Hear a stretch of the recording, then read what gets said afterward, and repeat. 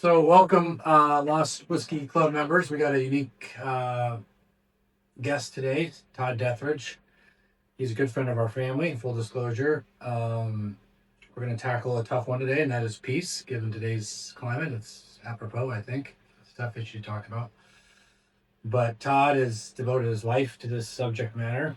He left a very good position at the State Department to pursue peace, particularly in the Middle East. Palestine and Israel has been his forte, but he's committed last how many years of your life to this issue? Oh, well, 18, almost 17 with Telos, and then before that in government. So, yeah, a long time. Most of my adult life feels like. Well, that's burning the boats and really devoting yourself to this issue.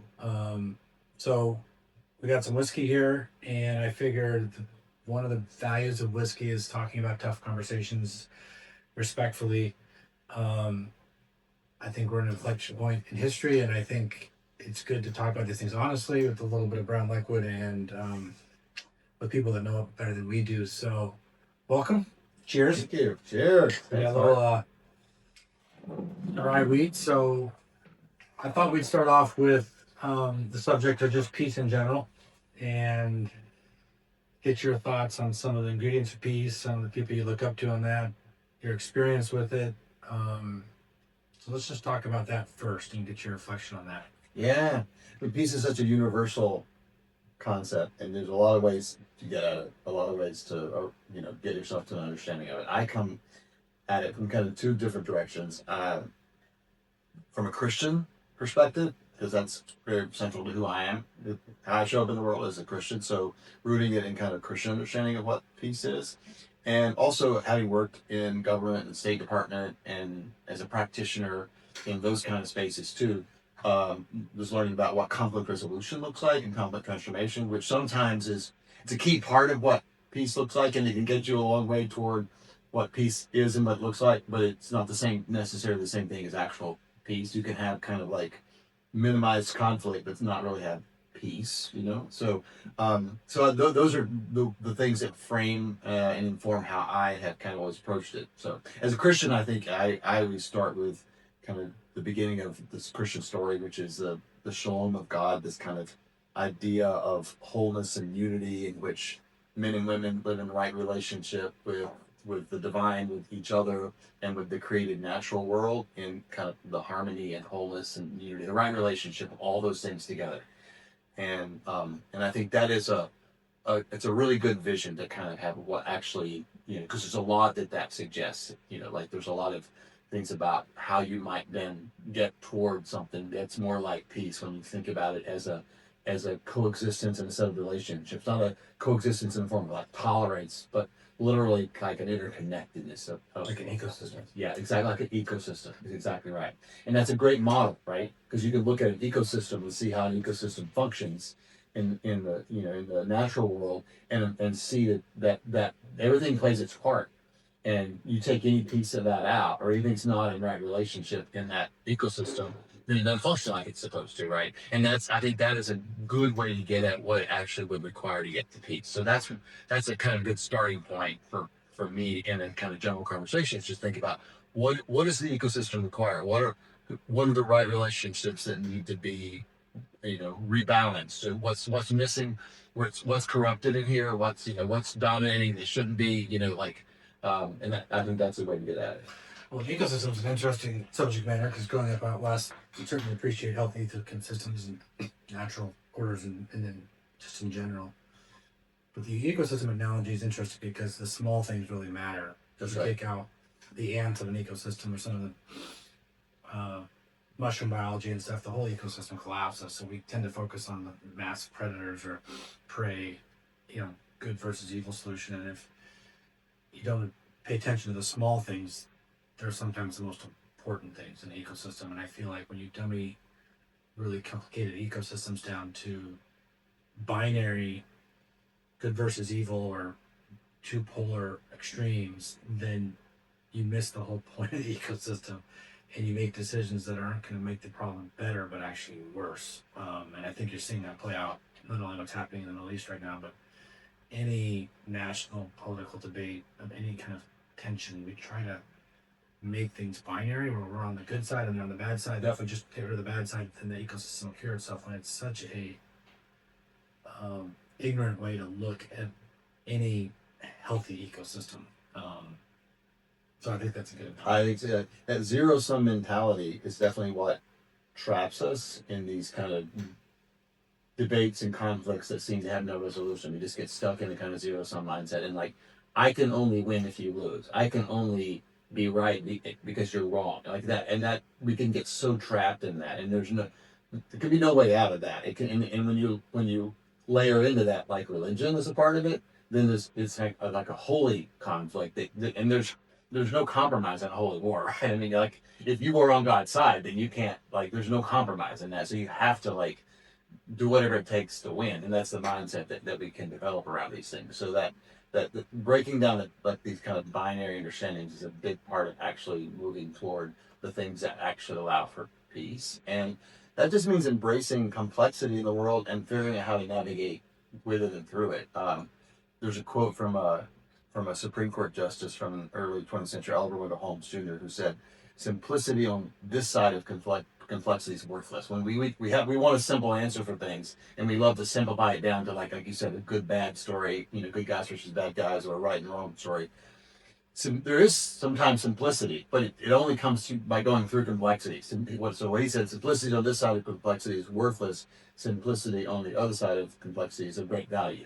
I can get to some simple truth sometimes, but not cheaply and easily. I have to actually be willing to lean into something, understand something, and appreciate the complexity of something before I can even begin to kind of understand what is simple truth. And the simple truth, though, is often very different than what I thought it was on the front end. Because the simple truth will be things like, I understand there's an ecosystem here and that everything has to live in the right relationship, rather than we need to kill all the grizzlies to make it safe for us to live in the mountains or something. You know what I'm saying? Like, there's a way that simplicity is totally false, but there's another simplicity on the other side of it about an ecosystem and what actually requires that you can get to if you're willing to understand the complexity of something.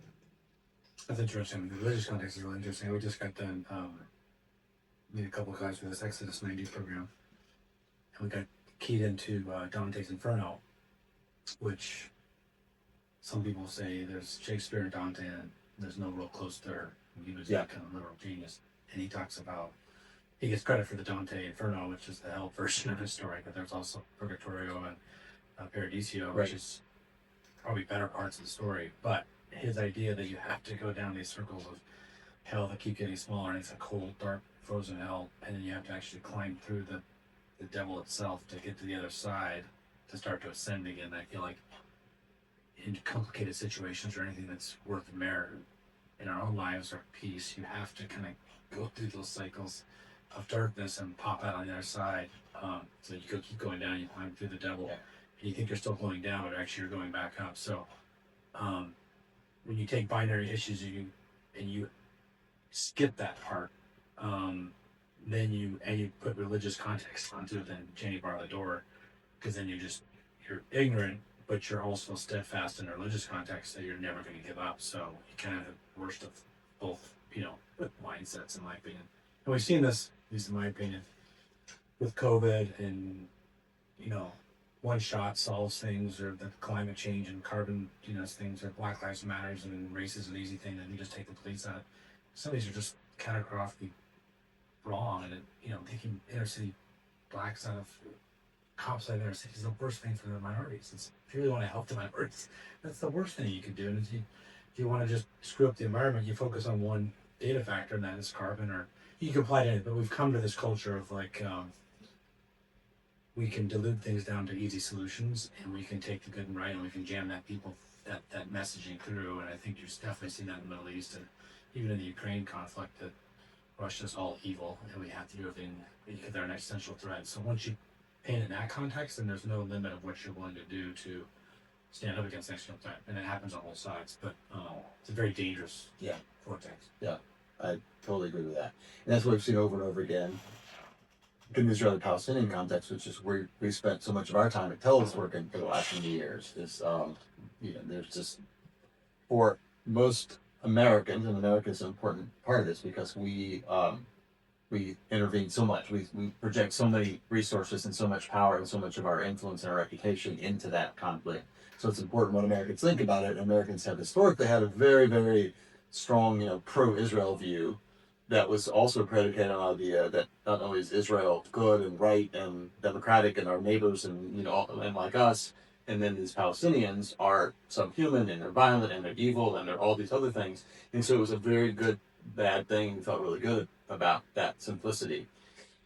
It's really against the reality of who these people are, but that has really fed that over time. You have a kind of emerging pro-Palestinian movement that can at the same time create the same kind of dynamic in the other direction, and so that also doesn't represent the complexity of the fact that Israelis and Palestinians are people like all of us, and so there are people that are complex individuals and complex societies, and they can do really good things and they can do really bad things, and nobody's the good guy and the bad guy in a simply in a simplistic kind of reductive way like that, and there's a big asymmetry of power, and that's a really big part of the story that we often overlook. But in terms of just the people there, the only way you can imagine getting out of that is a kind of rehumanizing of people who've been dehumanized.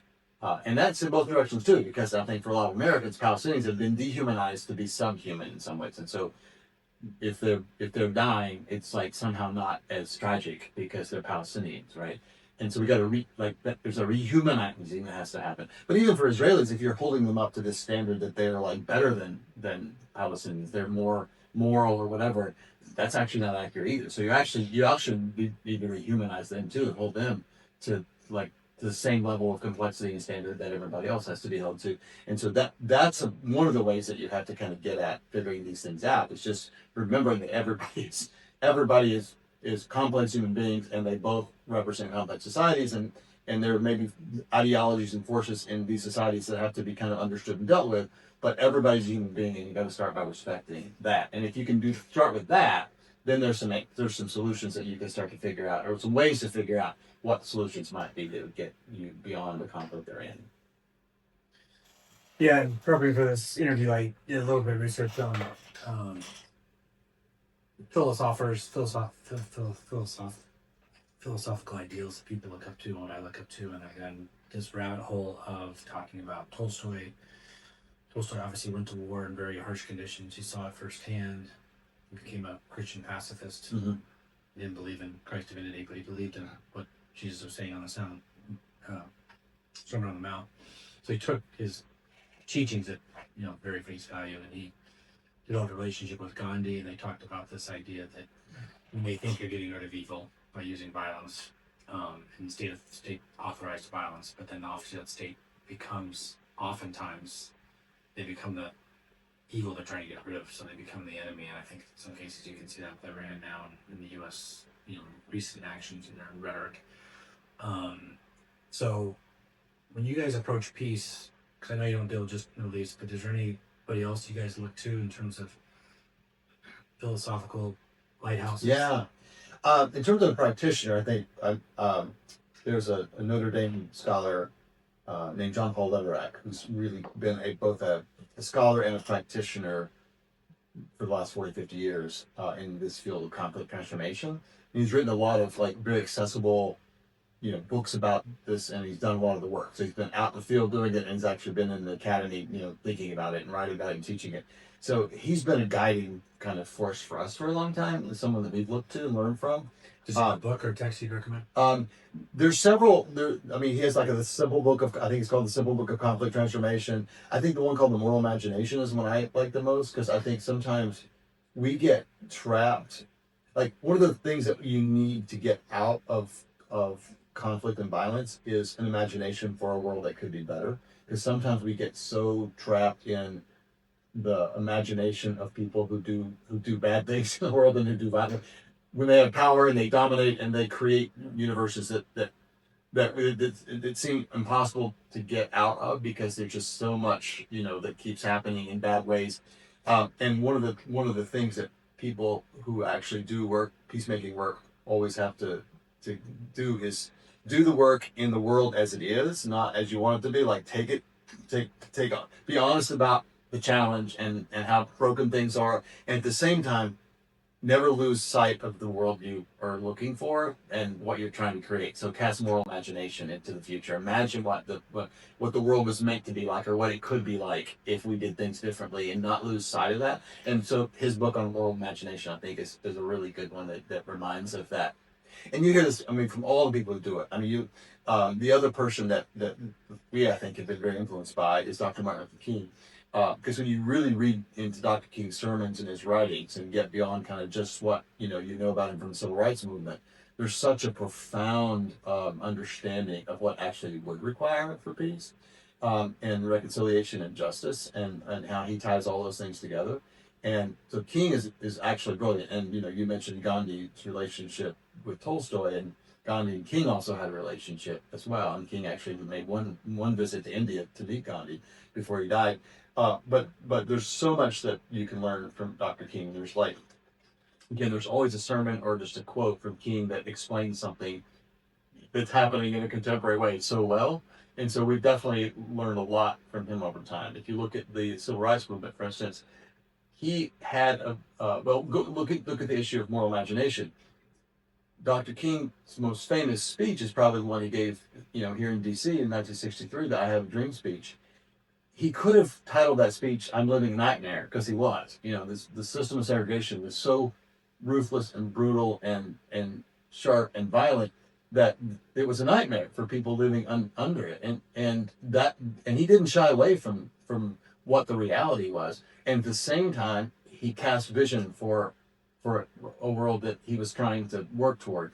And that dream, that vision, was a moral imagination. If you read the text of that speech, in which, black children, white children played together. It wasn't a world in which black people dominated white people in reverse. Like, it wasn't a flipping of the tables. It was a whole rearrangement of a system that not only would free and liberate black people, but would actually free and liberate white people too, who did not need to live under, who were not prospering in an honest, ethical, healthy way under a system that told them that they were better than people just because of the color of their skin.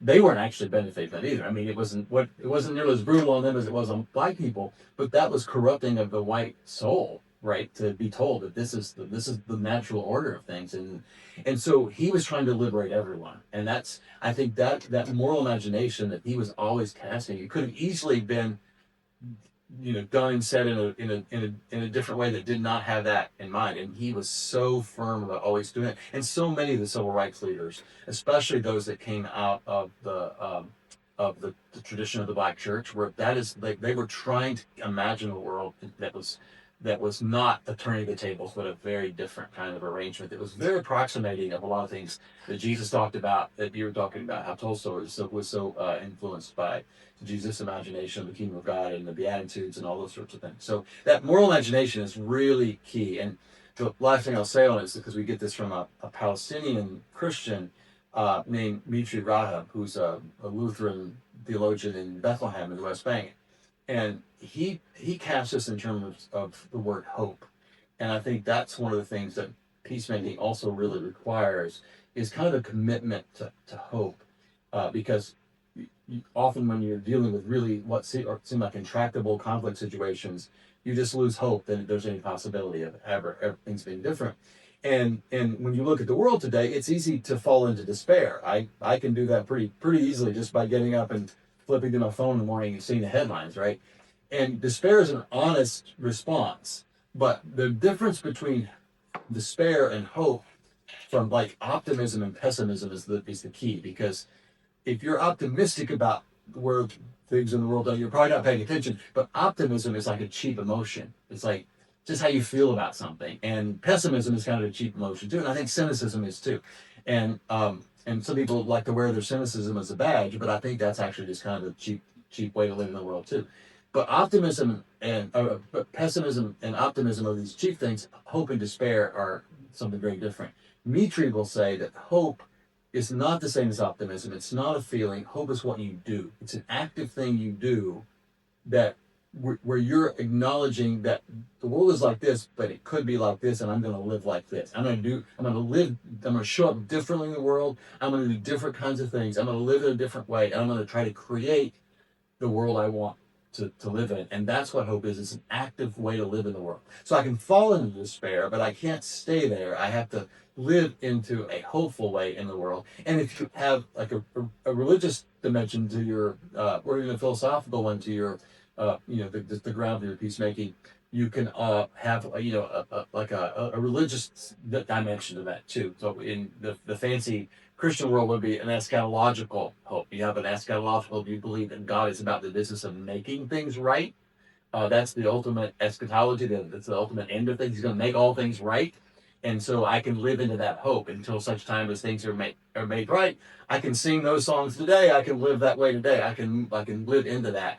And that looks like a lot of different practices are very against what keeps us trapped in conflict. It's learning to, recognize the humanity of others, listen to different kinds of things, work for justice in an unjust system, forgive people who may not even need to, deserve to be forgiven, like live and act in different kinds of ways, show up in a spirit of love and mutuality in a lot of places where it's really hard to do, but knowing that that is a way to break something open that might create a different path forward. Well, there's a lot there to chew on. It's just fascinating to me. I didn't realize there was a Gandhi, Martin Luther King personal connection.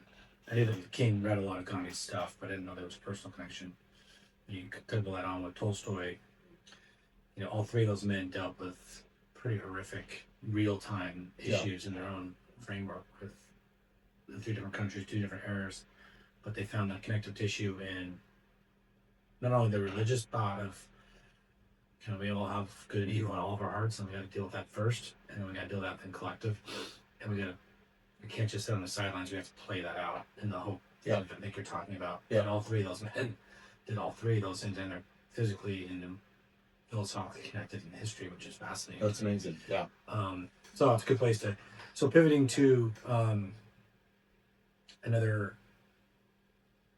somewhat philosopher of American ideology, and it's Mark Twain. I think he did this, but there's this question where he said this, but God created war so Americans can learn geography. I'm not sure he actually said that, but he gets credit for it. But it's an interesting. If he didn't, somebody said it. It was a good thing to say. Well, take Mark Twain in the era of the founding fathers and current day. I feel like one of the true genius in America founding was that they beat the hell out of ideas in Constitutional Convention and in Philadelphia and whatnot, where they really sparred with ideas and sharpened their sword as a result of that. And it was very contextual. They shot each other over issues and stuff. It was a very heated combat that allowed the truth and simple truth that you're talking about on the end of the rainbow of the complexity side. So, and I feel like today's society, we're starting, it's an interesting dynamic because I think I have friends that we have these conversations. There are also friends that won't have these conversations because they just automatically assume that I'm on one side or the other and they just shut the argument down. So I think this tension of, speaking the truth, what's actually going on, and having the dialogue, Plato's dialogue of like really thinking and fleshing out the truth and debating that is really important.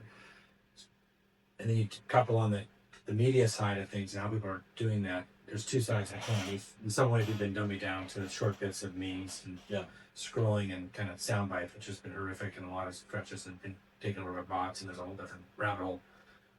But on the flip side, we've got these long format conversations like we're having now, and there's a plethora of them online, as everyone knows, of these debates happening. Yeah. And the information as a result of that and people's perception is also changing because of that. So on the hope front, I do think that Americans are engaged in the world is engaged in some of these moral and philosophical debates about what's going on because they're so real. But there's also a format now that's free, this long format. It's open to many different points of view, often, which are wrong, but it's not just, you're not getting all the information through a few media channels that you were 30 years ago. Huge shift, regardless of what side you're on how we consume information, how we deliver about information, and I think you can see that out in poll numbers on whatever issue you're talking about.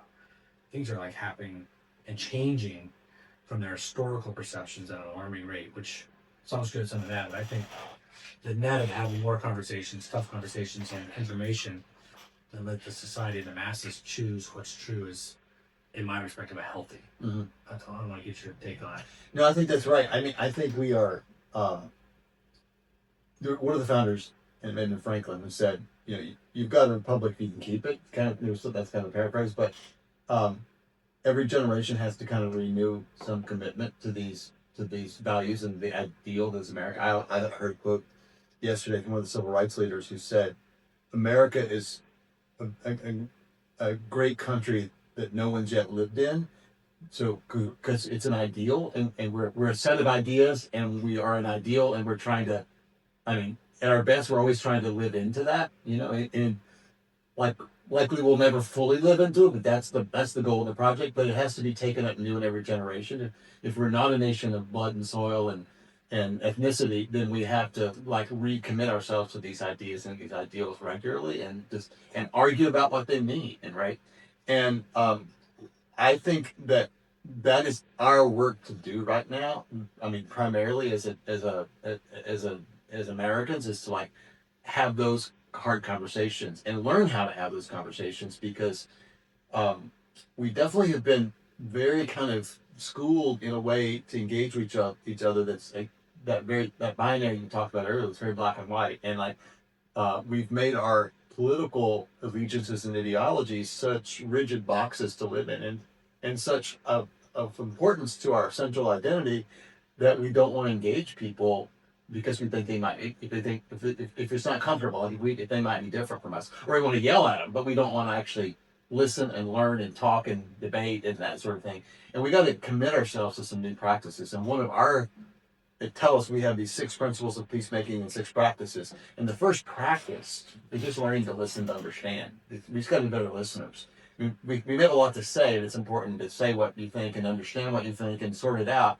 But it's also really important to learn to listen to things, especially things that make you a little uncomfortable and things that you might disagree with, and not to necessarily to say that nothing all truth is relative and your truth is as equal to mine. But just learn to listen to people and understand, being curious about why they think that, if it's something you really disagree with, rather than condemning them or wanting to shut them down or not listen, like, or argue with them. Just like appreciate how somebody else who is equally an American, equally, if you're religious, equally a child of God, was like me, made in the image of God, was like me. How could they get to such a different place on something that I think is so important, rather than condemning them for what they think, right? And that learning to listen better, that skill of like literally learning to ask curious questions and just trying to understand before we like have our arguments, it's not something we do naturally, and it's not something we're taught to do, and it's something we're going to have to, I think, teach ourselves to do. And that's what we do a lot of trainings around this kind of stuff, about how to learn to listen better. And Well, it's so easy to judge, right? it is. And it's something we all have in our moral hearts, and guilty of anybody. But you want to judge the person, make yourself feel better, and it's an easier way to intellectually get out of something, or morally get out of something, that you can judge straight away. That's criminally what I think Jesus is teaching against. But you have to listen. So on the listening front, I want to shift to.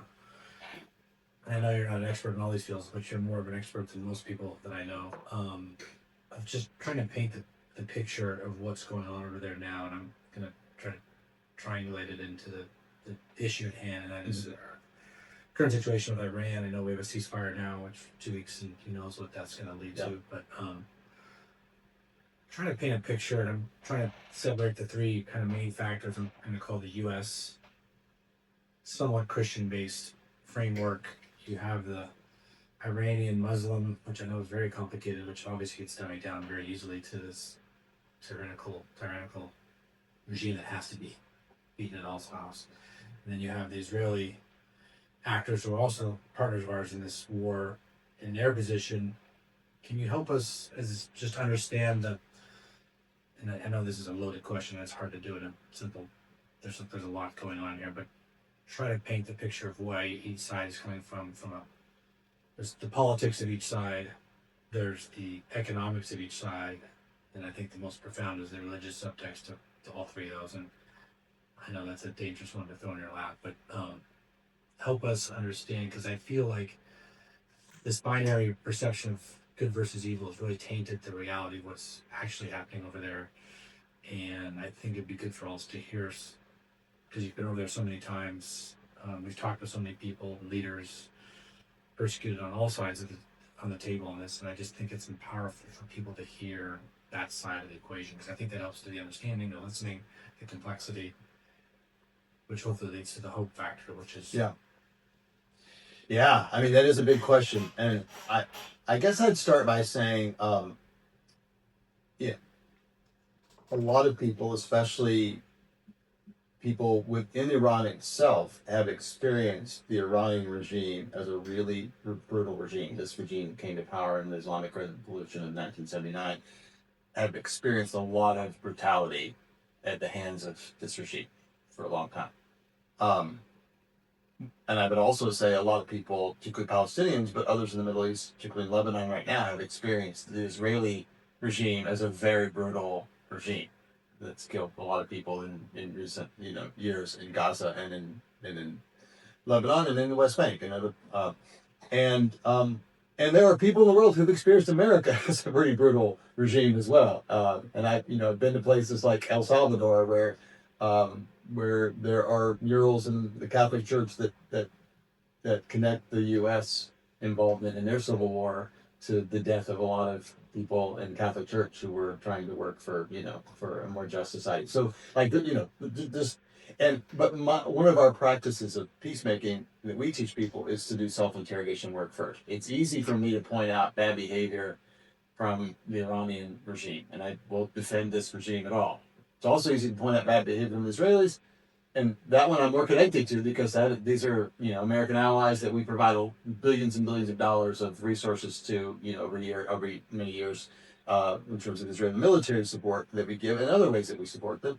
So, but really starting even really at home in the United States and looking at like what's our part of this story, because we tell ourselves a story often that starts at least usually with the especially those of us old enough to remember it, but the Iranian Revolution and the taking of American hostages in the late 1970s and embassy, and for 400 something days we had a number of Americans that were held hostage there, and there's been a lot of the death to America rhetoric ever since. So that's what we've known of Iran for a long time. What we don't always know is that in the 1950s, with the help of the CIA, we helped assassinate their prime minister. Like the Iranians know a longer story of what America has done and how we were very much supportive and in alliance with the Shah of Iran, who was in his own way a pretty ruthless dictator in the country as well. And that while he was in power from the 50s to the late 1970s until he was overthrown by this Iranian Revolution, Iran was also an ally of Israel's, right? And so there's a whole kind of backstory there. And so the Iranian people have this history of also being brutalized by a previous regime that was an alliance with America, it was an alliance with Israel, right? And so there's just a longer story here that at least we need to be aware of. That doesn't make, No, but it's your point, because you hear people on the thing, Dr. Rand, because they say death to Americans. Fair point.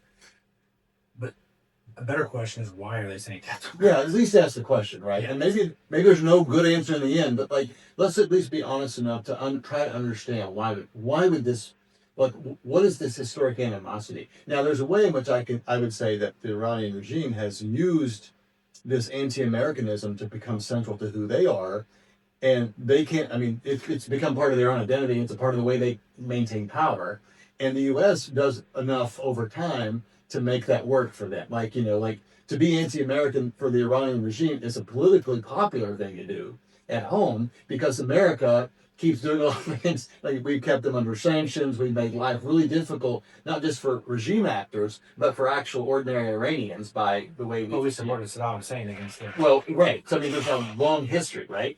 Supporting Saddam Hussein, who was their enemy, and then all the things that happened since then. And then last June we did these strikes in Iran, and and now we're here again. And so there's a way in which being anti-American is the most politically popular thing for a regime to do, whether they, whether it has any resonance. I mean, whether it has any meaning now or not, but you can make a case that it does.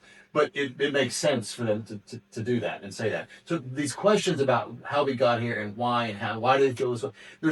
Sometimes we feel like if we ask these kinds of questions that somehow it's threatening to ask the questions. Asking these questions does not make anything right. Doesn't justify anything. It's really important to be intellectually honest about these things. And self-interrogation is that process of like saying, what might I have done to contribute to this? And maybe I'm not at fault, but like, and you can think about this in terms in interpersonal peacemaking, like, like it could be with your spouse or something, like, like how my wife is like really upset about something right now, and I think she's wrong, but okay, I can tell her you're just really wrong right now. That's probably not going to get us anywhere. If I'm willing to say, what did I do? What?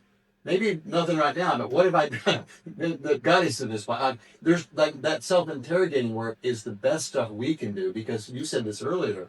Peacemaking is all about both. It's both an internal and an external thing. So I have to get my own kind of self healthy enough to actually be an agent of health in the world. America has to kind of get its own self together to be an agent of health in the world. Like, we have to do our own work, and the better more we're willing to live up to our own values, to what we believe to be true, what we believe to be right, the better we're able to be a force for that in the world. And when we're not healthy, we express ourselves in an unhealthy way. So when the President of the United States talk about eliminating an entire civilization, it's a very horrific thing to say, and it's obviously born out of an unhealthy place where America's at right now, where maybe that's like, we think that's okay, because I don't think most Americans do think that's okay, but that we got to interrogate those kind of things, right? And it goes back to basic psychology. Hurt people, but healthy people can bring health into the world. Healed people can bring healing into the world, right? And so it's like doing your own work. So when you're looking at the Middle East and these three actors, it's really easy to start with the Iranians and how bad they are. Or you can even start with the Israelis, but like, it's really most important that we start with ourselves and figure out, okay, what is our part of this? That doesn't justify the seizing of the embassy and the holding of hostages. It doesn't justify X, Y, and Z. But at least let's understand that, right? And then we might get some insight as to what it is we're really dealing with and what we have to solve for. Because that's what doing the self-interrogating work and the learning to listen better does. It helps us to really get to what it is that we're trying to solve for. Because sometimes we think we're fighting about this, but we're usually not. We're usually fighting about something else. Like, it's expressing itself like this, but there's really something behind that, right? You think about an impersonal conflict when you're like, sometimes it's like, it's usually fear. We're afraid, somebody's afraid of something, and that fear of something being lost, something being taken, or something that's unhealed, but that's usually what is kind of motivating us. And it's going to express itself in something else. And then we have to layer back to what it is and that's the thing we're going to actually have to deal with, right?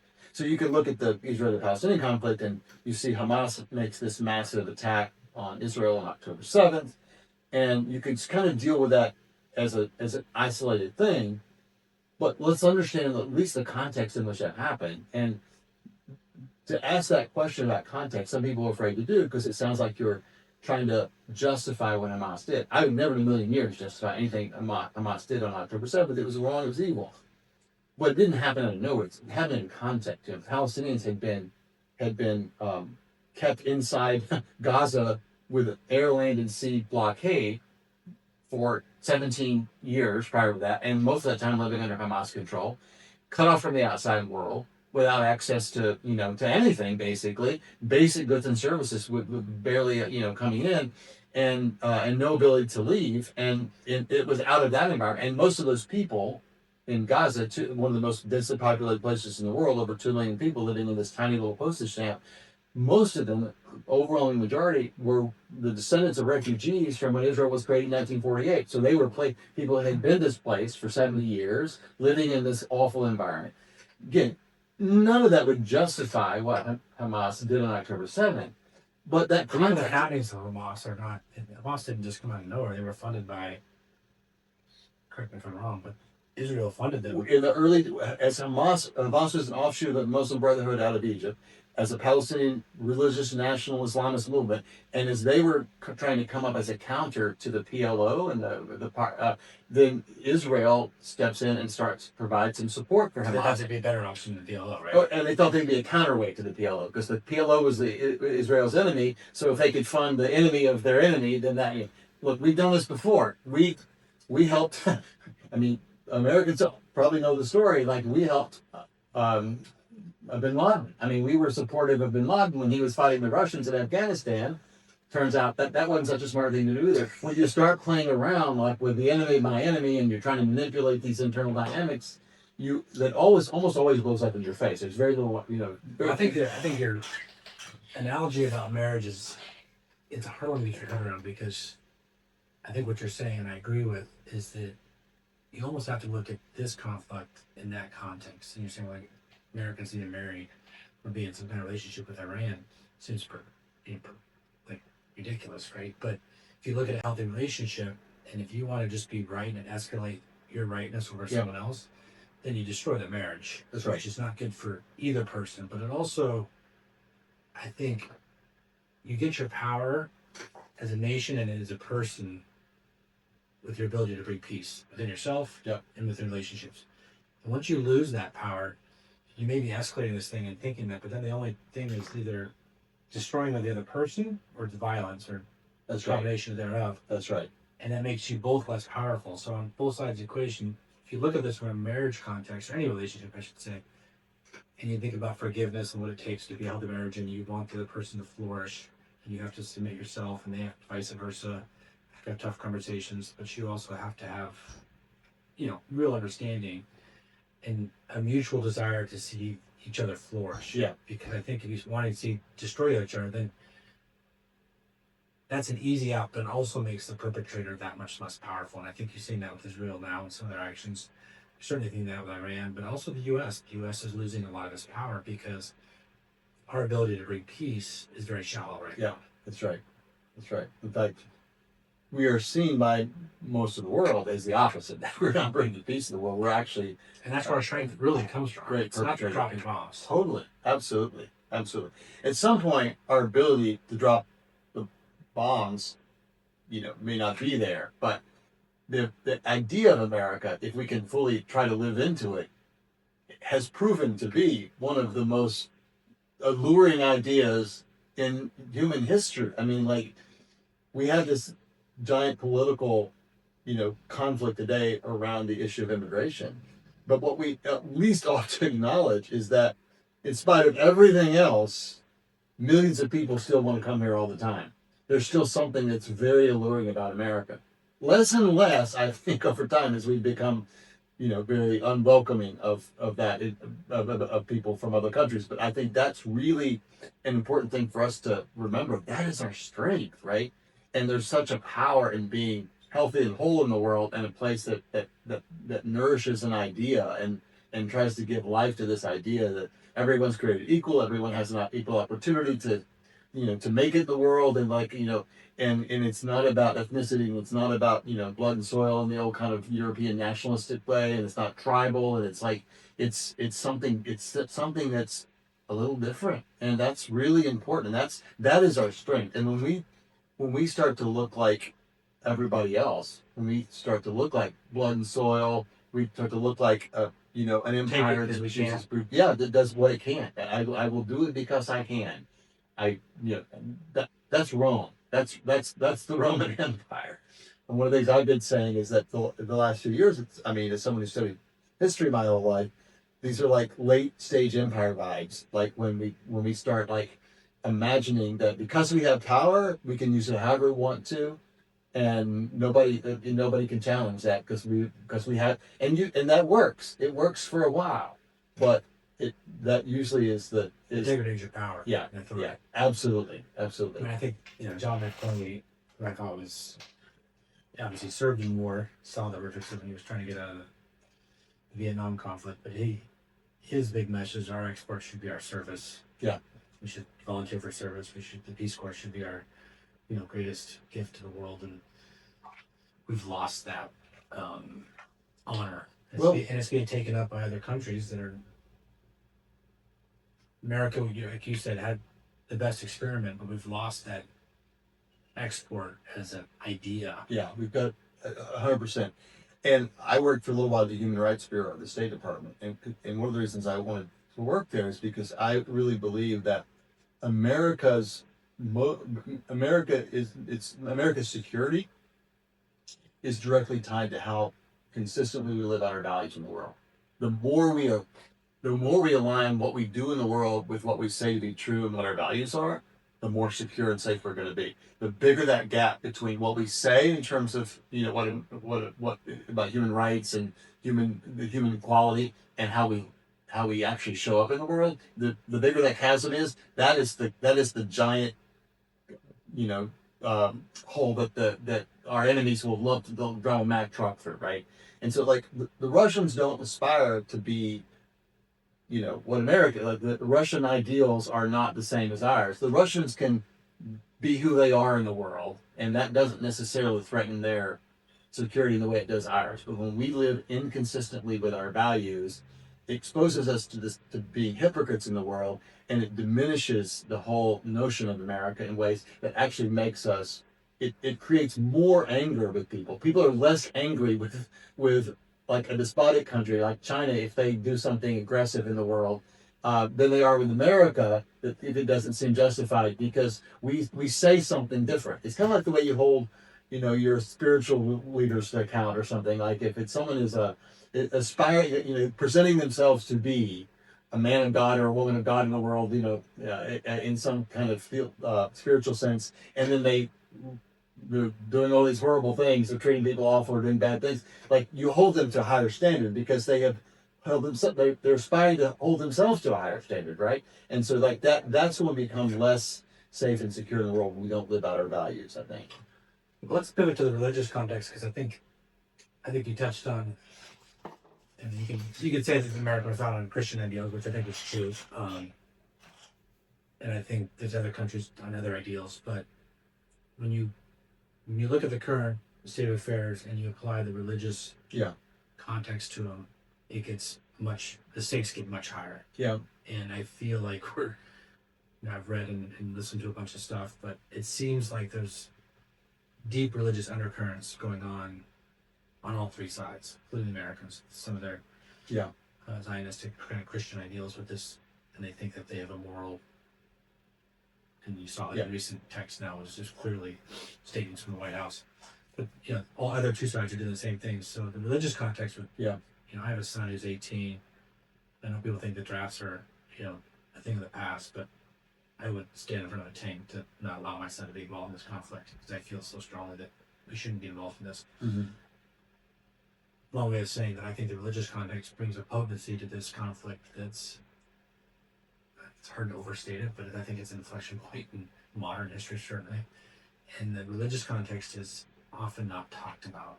It's just about nuclear power or the Straits of Hormuz and oil and kind of the commodity side of the warfare, the economic side, somewhat the political.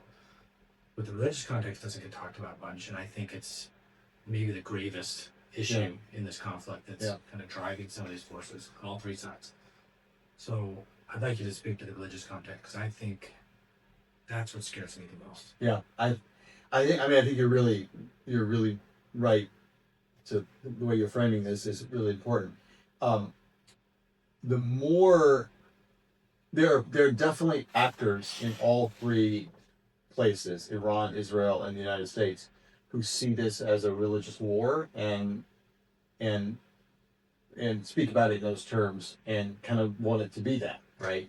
And that I think we have to be honest about the religious dimension of this and the way the religious motivations that certain people and certain you know, communities and groups have around this.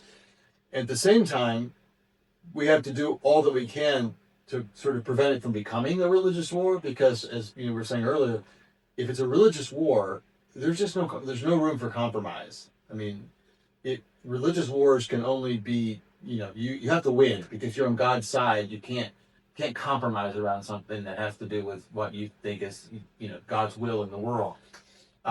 And if you're religiously motivated, that's kind of the thing you're not supposed to do. Is, you know, at least in these contexts. And so I think that's a really important thing to remember, to be honest about religious motivations and the religious dimension of this without fully allowing this or to become a religious war that has no solutions, that only can result in full vanquishment of enemies and you know and so having said all that, I mean, the Iranian regime that came to power in 1979 overthrew a very, you know, nominally Muslim but secular monarch that was really offensive and brutal to certain religious minorities within Iran, and the movement that came to power has been religiously motivated, and has imposed a religious code of conduct on the country and has tried to export their version of Shia Islam in a revolutionary way to other parts of the Middle East, especially where there's Shia populations. Have they been successful? Because it seems like it's a pretty growing. I mean, they have definitely funded the Shia movement. Because it seems like that, keeping on the Muslim, and I know the Muslims, it's a very long history. It's complicated. There's lots of tribal kind of descendants from the Muslim, and you could say the same for Christians, I guess. And I'm not sure about the Judaism, but it seems like their religious goal is playing itself in the world. I mean, there's roughly 2 billion Muslims in the world right now. And so I think it's one of the fastest growing religions in the world. So there's something's going on there. It's not a nothing murder. And so I'm just curious. It seems like all these religions have been kind of hijacked by the radicals. You could say that about all three religions. I think there's also some beauty in all three religions that gets ignored. And there's people on all three religious sides that kind of see the horror that's going on. They're trying to pull it back. Totally. Yeah. And so I want to give credit to the good guys in each religion, because I think that's their real hope. Yeah. Oh, I think that's right. I mean, I have a friend who talks about how one of his work is to help the best of faith defeat the worst of religion, because every one of these traditions, whether it's Christianity, Islam, or Judaism, has plenty of material and plenty of teachings and plenty of practitioners who are working to make the world a better place, right? But there are ideologies in each of those three Abrahamic traditions that often have had violent ambitions, and some of the most violent in world history, right? Religiously connected. That's right. That's right. And what the danger is when you connect those religiously informed ideologies to political and military power, and I think that's what we're seeing play out right now. That is probably most worrisome, because the Iranian regime has had this combination of a religiously explained ideology that they wanted to export, evangelize would be another way to say it, but wanted to export outside Iran, throughout the Middle East. And they've been doing that for almost 50 years, and they're attached to, they control a state, a petrostate, and so with resources and power and a military and a nascent nuclear program and all those things, right? But you also see the way in which, particularly in the current moment, you have a Christian Zionist movement that has fully attached itself to political power in the United States, with an unprecedented access to political power in the United States, in a way that is describing what's happening in the Middle East fully in terms of like a religious war. And so if you saw at the White House last week at the Holy Week Easter lunch, you had a number of prominent religious leaders from both the evangelical and charismatic world and other parts of Protestantism, but also a Catholic bishop there, that were a part of this and framing this. And a lot of the language was specifically about God is, Trump's a new Jesus. Yes, right. And God is with us in this, and the Secretary of Defense has talked about, God is on our side with this in this war and so forth. And then you have in Israel the ascendance of, Israel has been a majority secular Jew.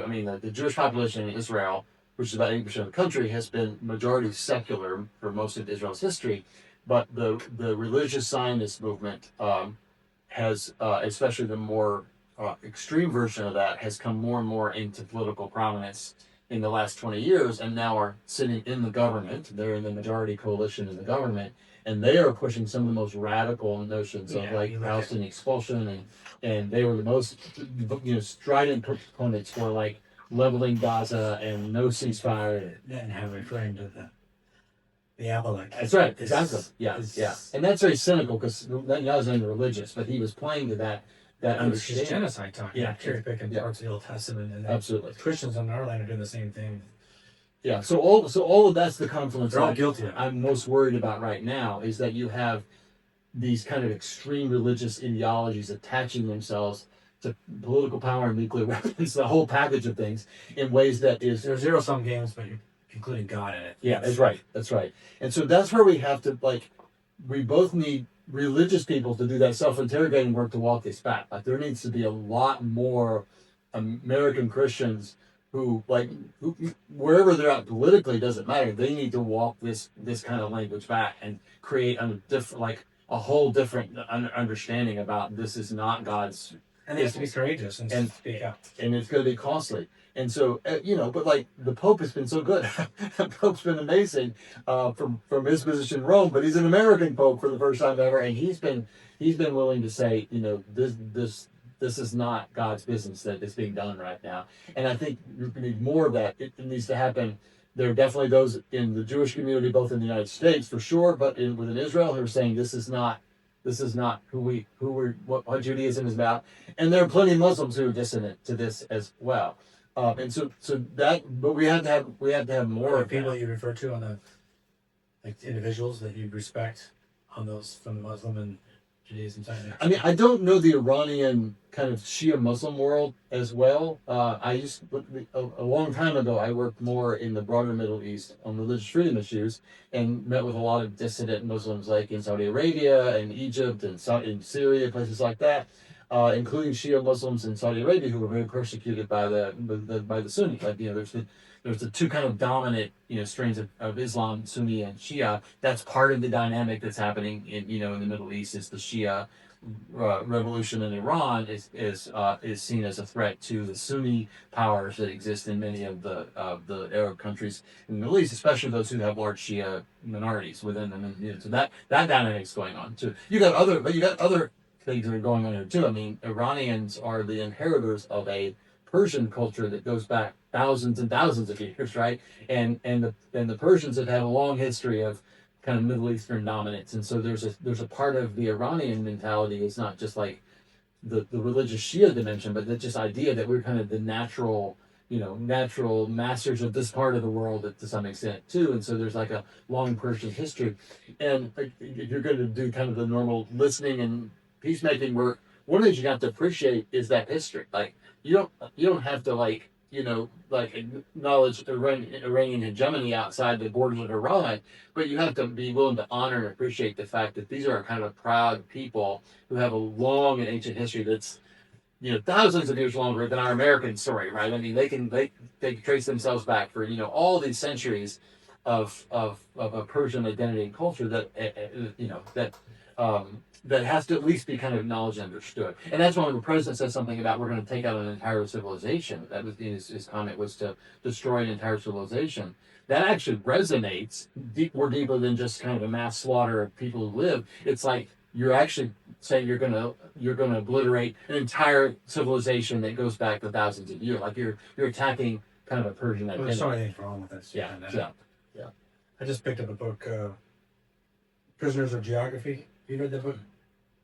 Okay, basically explains all the major theaters in the war or in the world about we're all prisoners of geography, and it's the Middle East was set up, I believe, kind of randomly with lines that were British and the French. It's like Picot. During World War it was One. random, and it wasn't it was drawn on tribal lines, so it kind of set itself up for disastrous outcome because it wasn't necessarily on the geography of like Iran. If you look at it, and I didn't realize this, but when you look at a map, it's just gigantic and it's very mountainous, but they also are the straits, and so economically they're in a good position, pole position. They're much different than like even Venezuela or any, we're all, and Americans have been big benefactors of their geography, and other countries have not so much. It just explains the kind of the economic and the political strings. Geography can explain a lot. So I think we're going to end with two thought-provoking questions. One sad, maybe one more beneficial to the hope side. As you look at this conflict, first the bad, are there signs that you're fearful of that things are really going to go off the rails more than they already are, that you're worried about as like getting further away from peace? And then on the ending note, on the hope side and the ecosystem and things, maybe a fruitful outcome. However, what are you keying on in terms of science, given that you know the system so well? And I think um, what scares you and what gives you hope in the future. I'm not talking about current, because current sauce. Yeah. Um,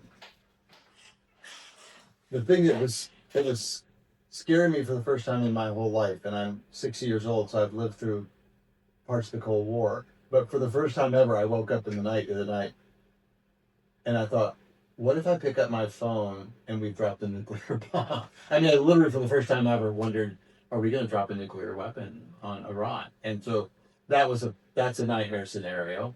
Um, so there's that. But I think that the things that are worrying me right now the most are um, we're so trapped in this idea that somehow these kind of massive displays of force in which, along with some bad guys, hundreds of thousands of innocent civilians, men, women, and children, are being displaced or killed, that somehow that's going to make the world a better place. So we've seen the consequences of these massive displacements of civilian populations and the death of innocents.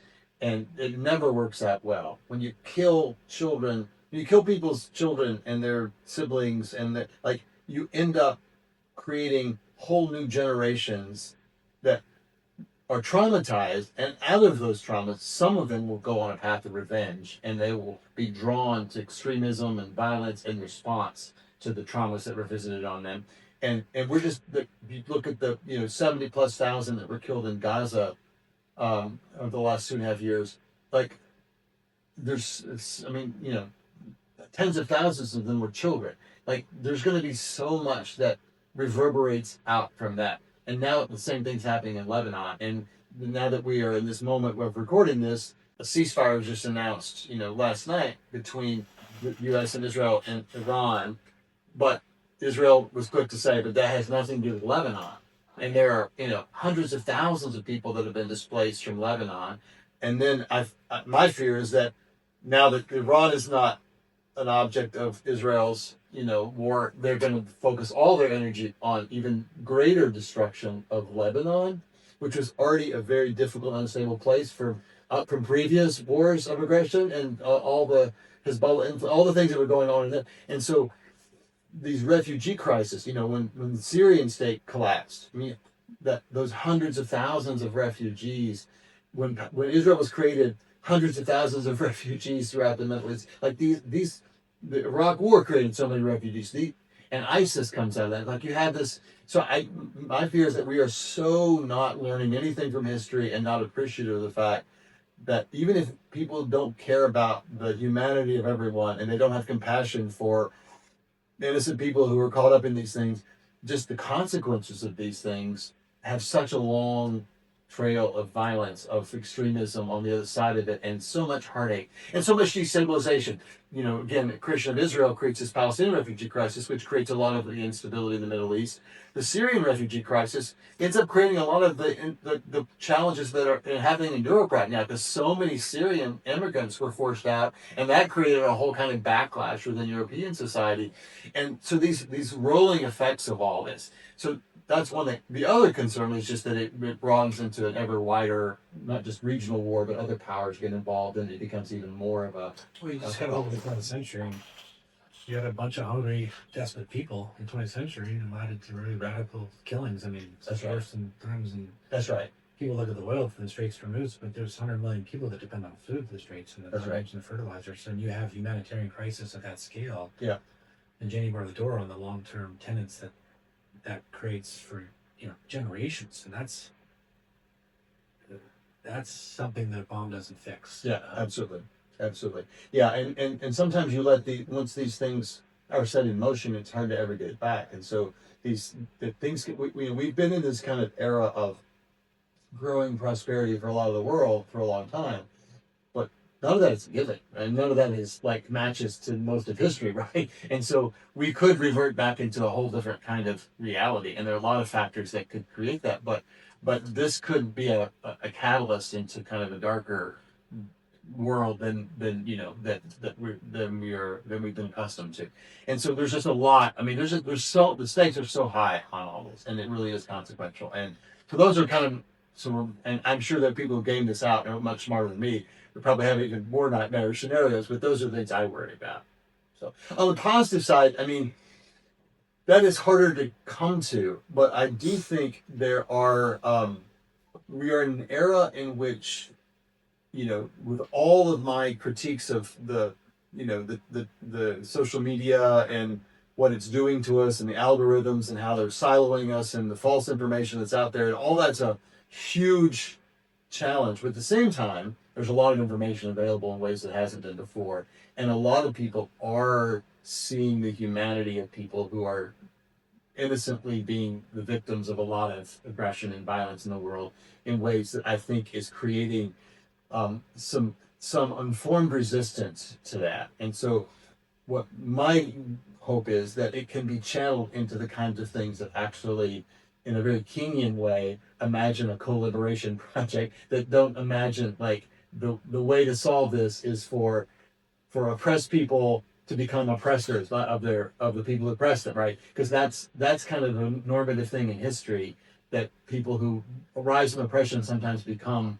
oppressors in the next, in the next iteration. That's definitely that's not what came out of the civil rights movement. That wasn't the ambition of it, and that's not what came out of it. It wasn't what came out of freeing enslaved. One of the fears of white enslavers before the Civil War was that if slavery was ever ended, that black people would rise up and kill their masters. It just didn't happen. It literally didn't happen. And it doesn't have to be like that, right?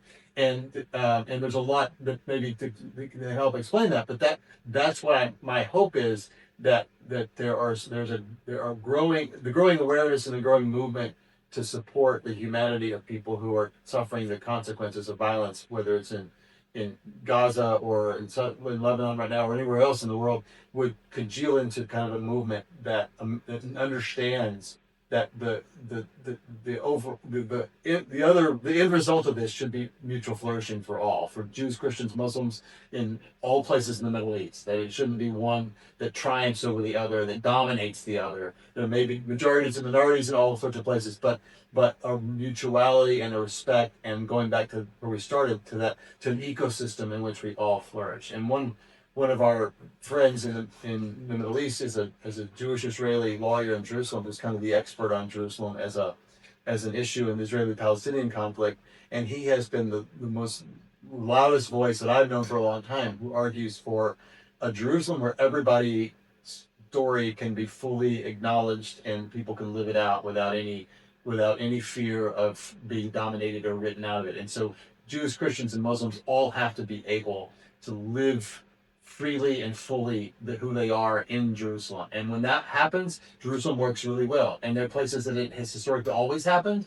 And there are times when one religious group tried to write another out of the story.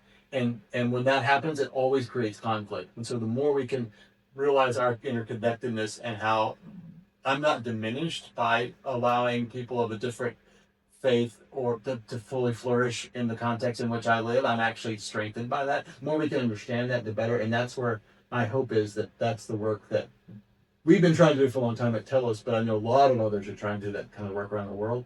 And I think that's the hope. It's a religious, it's a level of submissiveness that you think you're diluting your own power by being submissive. But if you study the great books and certainly Christianity and Jesus and Bible media and the Muslim Christian, their community, all these religions have a submissive technique of being submissive to yourself and being honest with yourself, but also to others in this ecosystem, which makes the ecosystem work, and also gives you the strength, which is totally, it's a hard thing to be tasked with personally, certainly in a national front. But I think you're right. I think it's this level of if you think you can dominate the other person and you have the power to do so, avoiding that muscle. Yeah. Because it makes you less diminished in the long term. That's right. It creates more havoc, both internally and so I appreciate you coming in, Todd. This was Yeah. I'm glad we had some bourbon to talk about this. I thought it was very thoughtful. I This enjoy it. made it an easier conversation. So thanks for the lost whiskey. I always love that. Yeah, so we encourage people to enjoy a glass of bourbon over tough issues with friends and family and friends and foe alike. This has been a great conversation, and I enjoyed it. Cheers. Cheers. Thank you. Thank you, Mark.